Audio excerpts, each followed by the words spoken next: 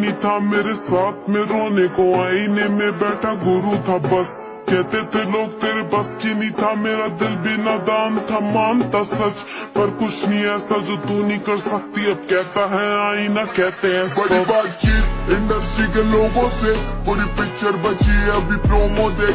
मेरे किस्से सुनोगे तो रो दोगे, लश्करी खुशी बकचोदी दोनों से भली बात थी। हमें रोका था बहुतों ने, परिवार कुछ मुझे तुम क्या ही रोकोगे।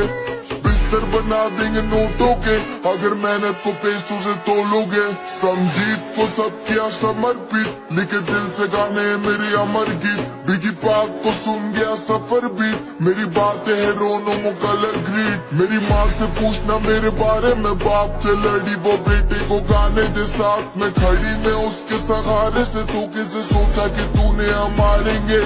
कितनी दफा मैं गिरा, कितनी दफा मैं उठा, कितनी दफा खुदा ने मुझको दुआ में सुना। कभी नहीं रुका झुका नहीं, कभी नहीं मुड़ा मैं, कभी नहीं किसी के बारे कभी नहीं बोला बुरा मैं। डैम मेरी आंखों पे पट्टी बांध, मुझे देखना नहीं है करूँ अब की बात।